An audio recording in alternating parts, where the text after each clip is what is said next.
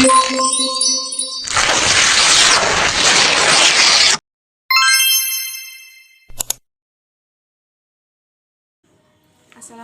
warahmatullahi wabarakatuh. Perkenalkan, nama saya Salibus Pitasari, absen 30.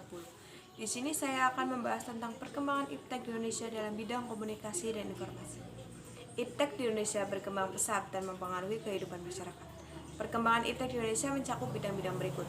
Yang A yaitu bidang komunikasi dan informasi. Perkembangan teknologi pada bidang komunikasi dan informasi tidak lepas dari pertemuan beberapa perangkat teknologi berikut. Yang pertama yaitu radio. Perkembangan siaran radio di Indonesia dibagi menjadi 3 periode, yaitu yang pertama masa kolonial Belanda. Stasiun radio pertama pada masa kolonial Belanda adalah Bataviaske Radio Vereniging, bisa disingkat BRV, yang berdiri pada tahun 1926 di Jakarta. Yang kedua yaitu masa penduduk Jepang. Pada masa pendudukan Jepang, siaran radio di Indonesia sering digunakan untuk kepentingan propaganda politik. Yang ketiga yaitu masa kemerdekaan. Pada 11 September 1945, setelah Indonesia merdeka, tokoh yang sebelumnya tergabung dalam radio Soeharto Koiko mengadakan pertemuan dengan pemerintah Republik Indonesia di Jakarta. Tokoh yang terlibat dalam pertemuan tersebut yaitu Abdurrahman Saleh, Adang Kadarusman, dan Sueharti. Yang kedua yaitu televisi. Perkembangan televisi di Indonesia ditandai dengan kemunculan stasiun televisi pertama di Indonesia, yaitu Televisi Republik Indonesia, bisa disingkat TVRI. Pada 24 Agustus 1989 berdiri televisi swasta pertama yaitu RCTI. Setelah RCTI muncul beberapa stasiun swasta di tingkat daerah ataupun nasional. Yang ketiga yaitu telepon seluler. Perkembangan telepon seluler di Indonesia dimulai sejak periode 1980-an, akan tetapi baru pada periode 1900-an penggunaan telepon seluler di Indonesia mengalami perkembangan pesat. Pada 1933, PT Telkom melalui proyek percontohan seluler Global System for Mobile atau bisa disingkat GSM. Selanjutnya PT Satelit Palapa di Indonesia beroperasi sebagai operator GSM pertama di Indonesia. Sejak saat itu muncul beberapa operator seluler di Indonesia. Yang keempat yaitu satelit. Satelit komunikasi pertama yang dimiliki Indonesia diberi nama Sistem Komunikasi Satelit Domestik atau bisa disingkat SKSD. Satelit ini pertama kali diluncurkan pada Juli 1976 di Cape Kennedy, Amerika Serikat. SKSD Palapa merupakan media yang sangat berguna bagi siaran radio dan televisi serta sarana komunikasi. SKSD Palapa dikelola oleh Parumental yang saat ini dikenal dengan PT Telkom Indonesia. Satelit Palapa A1 merupakan satelit pertama yang diluncurkan pada tahun 1976 di Cape Kennedy. Yang terakhir yaitu internet. Internet merupakan jaringan komunikasi elektronik yang dihubungkan jaringan komputer dan fasilitas komputer yang terorganisasi di seluruh dunia melalui telepon atau satelit berinternet. Kecepatan internet mengalami perkembangan dari tahun ke tahun. Pada 2018, perusahaan telekomunikasi asal Amerika Serikat atau bisa disingkat AS, Verizon melakukan uji coba yaitu jaringan 5 GB.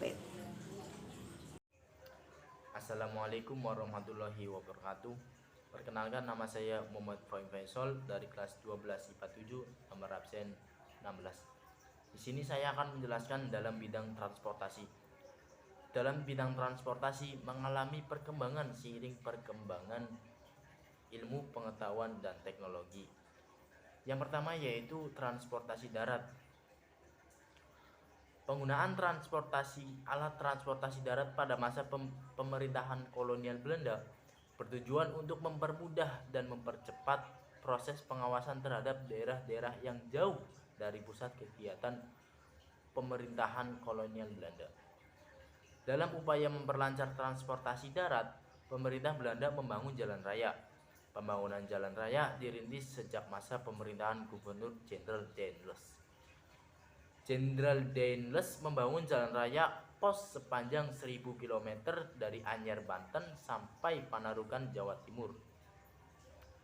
Selain jalan raya, pemerintah kolonial Belanda juga mengembangkan alat transportasi kereta api. Pembangunan ini digunakan untuk keperluan pengangkutan hasil panen dari pedesaan sampai perkotaan atau pelabuhan. Pada tahun 1862, pemerintah kolonial Belanda merancang pembangunan jalur kereta api di Jawa yang menghubungkan Semarang, London, dan Batavia, Bogor. Selain di Jawa, pembangunan jaringan kereta api dilakukan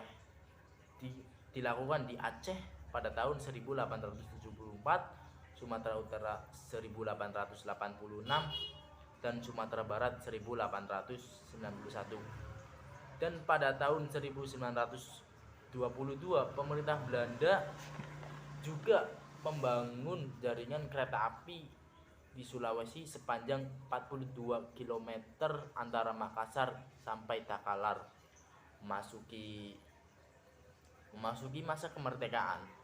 Pengelola pengkereta-apian di Indonesia diambil alih oleh perusahaan Jawatan Kereta Api atau PJKA dan sekarang menjadi PT Kereta Api Indonesia atau KAI. Pada tahun 2015, Republik Indonesia menegaskan bahwa proyek MRT Jakarta merupakan proyek nasional. Akhirnya pada Maret tahun 2019, MRT secara resmi dioperasikan. MRT menghubungkan stasiun Bundaran Hotel Indonesia sampai stasiun Lebak Bulus yang dapat ditempuh dalam waktu. Assalamualaikum warahmatullahi wabarakatuh. Perkenalkan, nama saya Mati Putri, absen 18. Di sini saya akan membahas materi tentang bidang transportasi, lebih tepatnya transportasi air. Perahu bercadik merupakan alat transportasi yang telah dikenal masyarakat di Kepulauan Indonesia pada masa kuno. Kapal dan perahu menjadi alat transportasi utama yang digunakan masyarakat di Kepulauan Indonesia. Penggunaan alat transportasi tersebut tidak lepas dari wilayah Indonesia yang berupa kepulauan.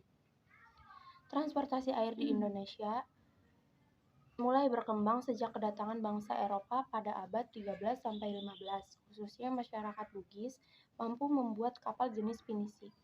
Selain kapal pinisi, dikenal kapal jung yang digunakan masyarakat Jawa. Dan menurut pelaut Portugis yang bernama Alfonso Albuquerque, jenis kapal jung digunakan untuk berdagang dan menjadi moda transportasi angkatan perang. Cukup sekian dari saya, kurang lebihnya mohon maaf. Wassalamualaikum warahmatullahi wabarakatuh. Perkenalkan, nama saya Astri Windiastuti, nomor absen 5. Perkembangan iptek di bidang transportasi yang ketiga yaitu transportasi udara. Salah satu rencana dalam konsep ahli teknologi tingkat tinggi adalah membangun industri pesawat terbang nasional.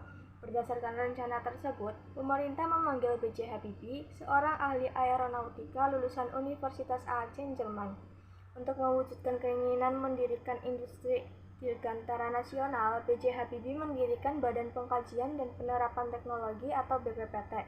Bersama BPPT, B.J. Habibie merancang dan mengembangkan berbagai industri strategis melalui Badan Perencanaan Industri Strategis atau BPIS.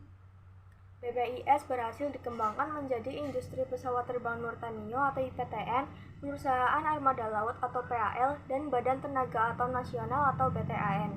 IPTN yang dibangun di Bandung mulai beroperasi pada tahun 1976. Dalam mengembangkan IPTN, B.J. Habibie bekerjasama dengan perusahaan industri pesawat terbang lain yaitu MBB Jerman dan CASA Spanyol.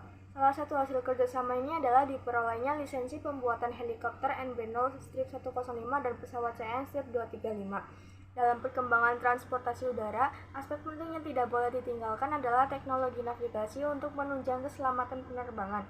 Oleh karena itu, melalui Undang-Undang Nomor 1 Tahun 2009 tentang Penerbangan dan Peraturan Pemerintah Nomor 77 Tahun 2012, pemerintah mendirikan Lembaga Penyelenggara Pelayanan Navigasi Penerbangan Indonesia atau LPPNPI. LPPNPI kemudian berganti nama menjadi Airnav Indonesia. Dengan berdirinya Airnav Indonesia, keselamatan dan pelayanan navigasi penerbangan dapat terjamin. Anggi Asrilianti, absen 3. Bidang pertanian. Perkembangan teknologi pertanian dimanfaatkan oleh pemerintah Indonesia untuk meningkatkan hasil pertanian. Salah satu bentuk upaya yang telah dijalankan yaitu program Revolusi Hijau. Revolusi Hijau sendiri yaitu upaya pengembangan teknologi pertanian untuk meningkatkan produksi pangan, yang dimana menurut Thomas Robert Malthus, revolusi hijau terjadi karena makin meningkatnya jumlah penduduk di dunia. Revolusi hijau di Indonesia dilaksanakan pada masa Orde Baru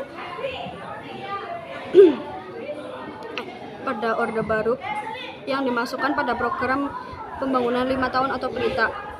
Revolusi hijau di Indonesia dilatar belakangi oleh beberapa faktor diantaranya. Yang pertama, kebutuhan penduduk yang makin meningkat. Yang kedua, produktivitas pertanian yang masih rendah. Yang ketiga, produksi pertanian belum mampu memenuhi seluruh kebutuhan pokok. Nah, bagaimana sih penerapan metode dalam revolusi hijau? Bagaimana juga pelaksanaan program revolusi hijau? Metode pertanian yang diterapkan pada program revolusi hijau sebagai berikut. Yang pertama, diverifikasi pertanian. Diverifikasi pertanian yaitu merupakan usaha penganekaragaman jenis usaha atau tanaman pada salah satu hasil pertanian. Yang kedua, intensifikasi pertanian. Intensifikasi pertanian biasanya dilakukan pada wilayah yang sempit seperti Pulau Jawa dan Bali. Pelaksanaan revolusi hijau dititik beratkan pada program intensifikasi pertanian karena disebabkan oleh luas lahan pertanian yang makin terbatas. Sementara itu, laju pertumbuhan penduduk di Indonesia cukup tinggi. Oleh karena itu, intensifikasi dianggap paling tepat untuk meningkatkan produksi pertanian. Yang ketiga, ekstensifikasi pertanian. Usaha meningkatkan hasil pertanian dengan cara memperluas lahan pertanian. Yang keempat, mekanisasi pertanian. Usaha meningkatkan produksi pertanian dengan menggunakan mesin-mesin modern. Yang kelima, rehabilitasi pertanian. Usaha pemulihan produktivitas sumber daya pertanian kritis yang membahayakan kondisi lingkungan. Rehabilitas juga mempunyai tujuan untuk memperbaiki lahan yang pertanian yang tadinya tidak produktif menjadi produktif. Yang hasil revolusi hijau di Indonesia. Pertanian di Indonesia dibagi menjadi dua bidang. Yang pertama, bidang pertanian dan bidang perkebunan. Yang pertama, pertanian pangan. Sektor pertanian memiliki peran strategis bagi perekonomian nasional. Peran strategis sektor pertanian sebagai berikut. Yang pertama, kontribusi terhadap pendapatan nasional. Yang kedua, penyerapan tenaga kerja. Yang ketiga, penyediaan bahan baku bagi sektor lain. Yang keempat, penyedia bahan pangan bagi masyarakat. Dan yang kelima, bahan bagi produk non pertanian. Melalui revolusi hijau, masyarakat mulai menanam berbagai jenis tanaman pangan pada suatu lahan. Selain diverifikasi pertanian, masyarakat diperkenalkan jenis tanaman monokultural. Yang kedua, perkebunan. Beberapa jenis tanaman perkebunan yang ditanam di Indonesia kemudian diekspor ke berbagai negara. Jenis tanaman perkebunan yang menjadi komoditas ekspor unggulan yaitu antara lain biji kopi, cengkeh, coklat, karet, kelapa sawit, teh, dan tebu. Pemerintah berupaya meningkatkan hasil produksi perkebunan. Untuk meningkatkan hasil produksi perkebunan, pemerintah memiliki kebijakan sebagai berikut. Untuk yang pertama, merehabilitasi perkebunan dan pabrik yang ada. Yang kedua, menetapkan intensifikasi. Yang ketiga, melakukan ekstensifikasi. Yang keempat, melakukan diverifikasi tanaman. Sekian presentasi dari kelompok kami, kurang lebihnya mohon maaf. Wassalamualaikum warahmatullahi wabarakatuh.